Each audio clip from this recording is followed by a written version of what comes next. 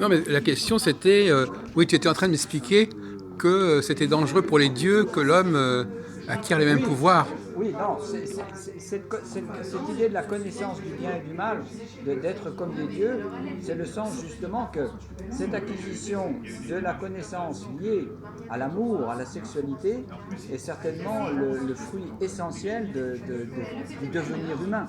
Mais que si cette connaissance, alors c'est le serpent qui voulait leur dire ça, hein, c'est pas Ah oui, les êtres humains. Les êtres humains, ils avaient à acquérir cette connaissance, mais en temps et en heure. ah oui. Et là où le malin a été malin, c'est qu'il leur a demandé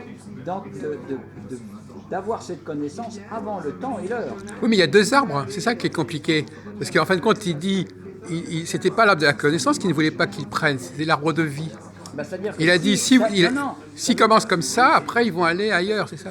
le mythe lui-même dit que si vous mangez de l'arbre de la connaissance, du bien et du mal, avant le temps et l'heure, vous n'aurez pas accès à l'arbre de vie. Oui, c'est Et ça. que pour avoir accès à l'arbre de vie, et c'est ce que dit le tantrisme, le tantrisme lui-même dit justement, le serpent de vie, vous pourrez le mener à maturité si vous pratiquez cette connaissance dans la spiritualité.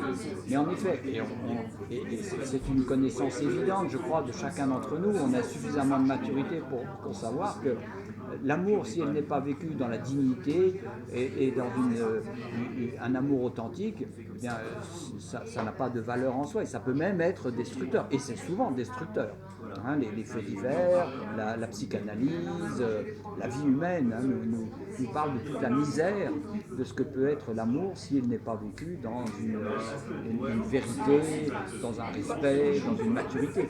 Et je pense que c'était là l'essence Ah même bon, du mythe, d'accord. Bon. et que là c'est très moderne, et que ce n'est pas du tout réducteur, ni pénalisant, comme on a voulu le dire. Ou peut-être certaines religions l'ont peut-être Mais on peut voulu. aussi penser que la connaissance, faut toucher autre chose que le sexe quand même.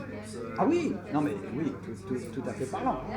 Mais le centre de la vie humaine, c'est vrai quand même que c'est ce devenir humain, ça passe par cette acquisition de l'amour.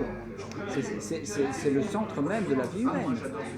C'est ça qui va permettre Mais de par exemple, les percer. religieux, ils n'ont pas forcément d'expérience sexuelle, mais ils ont d'autres expériences spirituelles ou qui Oui, mais peuvent. le sens de À moins que l'humain, l'amour n'est pas forcément que sexuel d'ailleurs, entre parenthèses. oui, bien entendu, mais l'essence même de la vie humaine, c'est de perpétuer ce lignage humain. Ah oui, d'accord, oui. Et le sens même du judaïsme, c'est ça d'ailleurs, hein, et de toutes les religions orientales, même dans l'hindouisme, on voit bien que toute la sexualité est magnifiée. Hein, le cantique des cantiques, les temples hindous, on voit bien que la vie, la sexualité est magnifiée. C'est l'essence même de la vie humaine quand elle est, et c'est le sens de la pensée orientale, hein, quand elle est liée à la spiritualité. Ah En oui. dehors de la spiritualité, elle devient démoniaque, elle peut même dépasser l'être humain. C'est l'hybris, hein, l'hybris grec, qui était justement une source même du problème humain. L'ivresse. Hein, voilà. Voilà. Bon, on va s'arrêter là. Merci beaucoup. Ça fera donc un deuxième. Voilà.